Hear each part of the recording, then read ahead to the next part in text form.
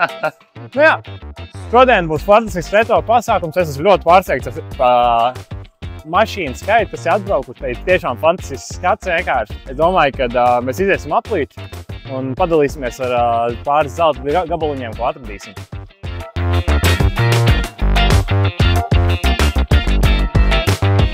Paskatoties, kas šeit apkārt notiek, šis ir, gribētu teikt, īsts festivāls.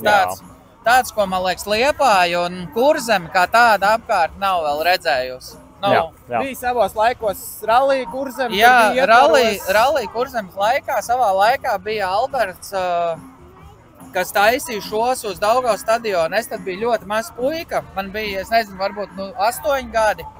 Varbūt vēl mazāk, un es atceros, ka es ar māmu gāju, un es jau tajā laikā nofiksējos, ka tas retro kaut kas īpašs ir. Man likās kaut kas tāds neaizsniedzams, un tagad mēs redzam, ko nozīmē retro saime šeit apkārt. Es domāju, ir sabraukuši pāri pa 200 tehnikas vienībām točim. Skats ir iespaidīgs, tiešām. Iespaidīgs skats, jā, un cilvēki daudz, un tas ir vienreizēji, un diena tikai sākās. Tikai tagad sākās, jā. Es neesmu uz stenda, es neesmu bijis virsū, bet pēc teorētiskiem aprēķiniem tur apmēram kaut kāds 120 līdz 125 ir. Darbai jālaik strapsīši, jo es divreiz Somijā braucu, darbai pat uzsvaru. Viss, kas jau neturās, tāds cirdiens.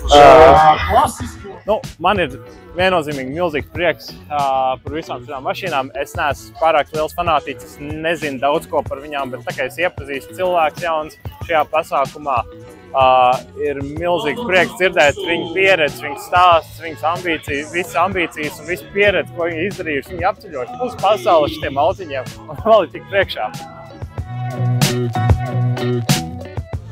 Es pilnīgi tā vienkārši elementāši to teikšu. James Bonds viņu nebrauc, bet viņš varētu. Pasaka, kas tu esi un ar ko tu brauc? Es esmu Markus Ozoliņš, Pese, un es braucu savu tēvu veco Audi Q5, vecs Audi 100. Pastāst kaut ko pa viņu. Ievests no Vācijas. Vai no Zviedrijas, neatminos tagad precīzi. Bet viss ir restaurēts, kuzels restaurēts, pārkrāsots, motors restaurēts. Piekar viss restaurēts, bet viss ir restaurēts. Laikam mēs varētu būt urku, tā 600 zirgiem, bišķi vairāk restaurēts. Tikko man asariņi bišķi nopir, bet kā ir, tā ir.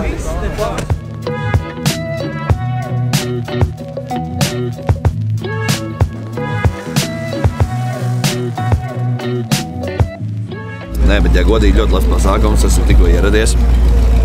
Kārlis dabūja 119 decibels, bet mēs varējām vairāk. Man sauc. Kas tur ir? Pasties, te 4 vietas priekšā un 4 aizmugurē.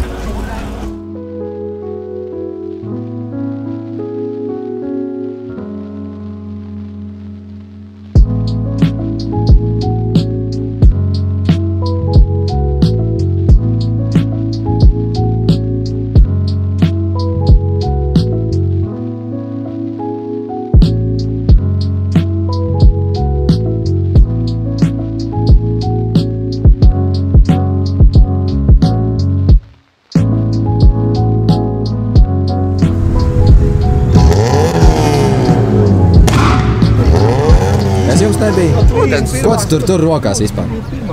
It kā svarīgi detaļi. Svarīgi detaļi, kas atradās Mums ir savilcēji. Mēs vēl kaut Kuršņorē. Zini, kas mums notika? Tātad mēs kā labākie mehāniķi mūžājām, uzturam savas mašīnas augstākajā līmenī. Mums ūdens sūkņa siksni pārtrūka. Ko mēs izdarījām? Mēs uzvārījām motoru. Tagad mums ir uzdevums. Te ir 200 retro mašīnas. Es varu sadarīt, ka mēs atradīsim siksni.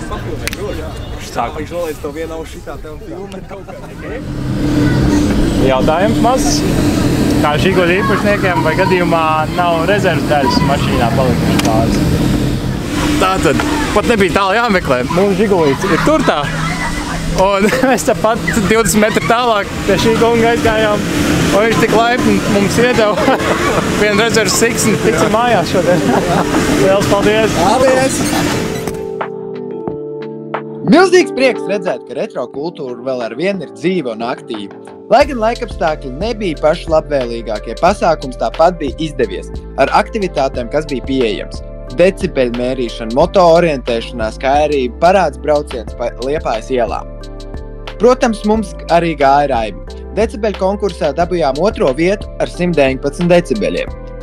Un parāds braucienā mums izdevās pāraut sīksni. Taču pat ar to mazo negadījumu šis pasākums parāda, cik cieši un izpalīdzīgi ir šī komūna.